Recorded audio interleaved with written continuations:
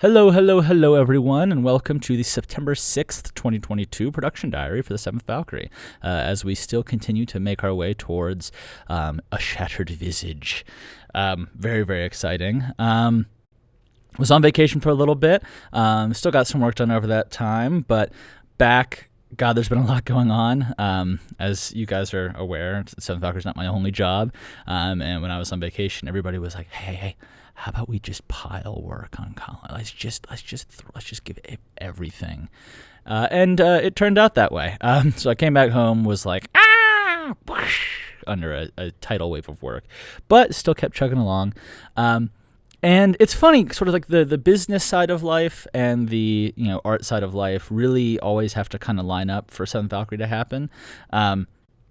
And they're so intertwined that it's impossible to kind of extricate one and point to one and go, oh, well, this happened because of this, or there wasn't enough time because of that.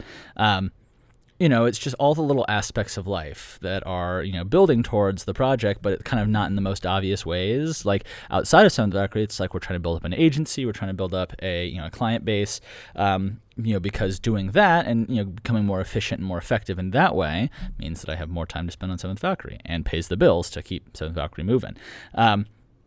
And all the other projects that I'm working on, like we're working on some outreach stuff here in Guanacaste, we're working on some projects, all those sort of churn and bubble, and it's like help run a gym. They sort of churn and bubble and burn and distill down into what actually becomes, the ideas and inspiration for like being out there in real life, like and drawing from that and having real lived experiences. I think is so important for turning that into a creative side of things. And even working on the business side of Seventh Valkyrie, like when I sit down and I have to work on the marketing or the app, the web design, the customer experience, how the things work behind the scenes for you guys when you're joining. It's all building to a day where maybe, just maybe, I can rely a little bit more heavily on Seventh Valkyrie as a pillar of my life. But right now it's just sort of this time of passion.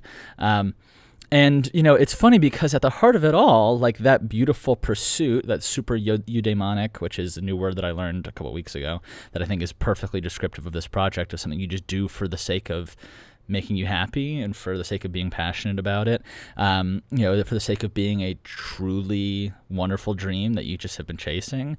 It is funny because I've toyed with the idea of like, oh, I'm going to get out, $18,000 worth of loans and, and go into a cave and write Seventh Valkyrie. And I was like, well, but like that, the experience that I'm getting out in the world as a writer, as a marketer, as a business owner, as a, just a person living life, is invaluable. Like, I can't just go into my cave and write and, hope to be in touch with real life. So, I've got to live it. I've got to live real life at the same time. So, all those little pieces build into the whole that is the awesome project of the Seventh Valkyrie that I'm working on.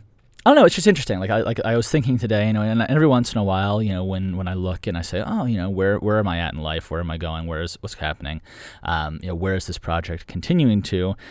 And there's no voice in my head that has ever said, this is, it's time to stop writing, or oh, this is done. And more often than not, it turns into how can I write more? How can I write more effectively? How can I be more dedicated?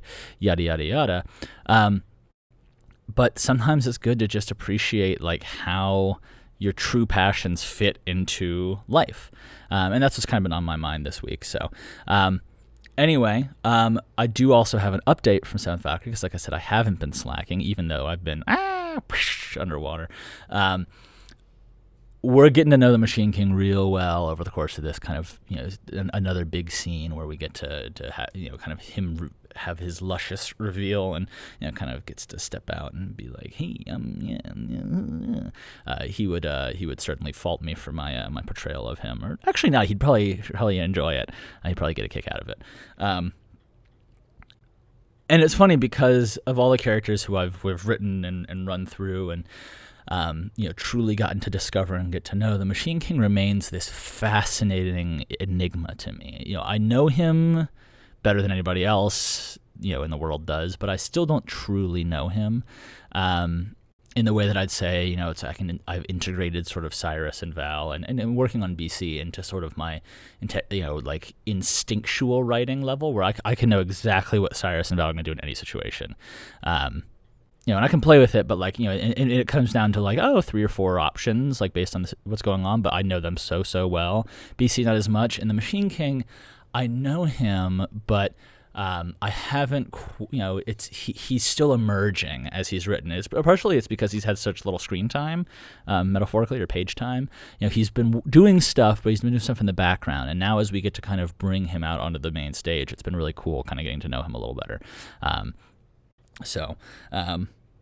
Anyway, I don't. Sometimes I don't even know, and at least that's been true of this chapter. Like I haven't even know what's going next. And it's been a roller coaster. So sometimes I think of it as maybe I'm just another one of his puppets dancing around as part of a grand plan. Ooh, mysterious. Anyway, that's the update for September 6th. Thank you guys for listening as always, and we'll keep you guys posted as we go forward. Because I literally, it's like as before, I held off this production diary until that wave of work had subsided, and we're back, baby. Love you guys. Bye.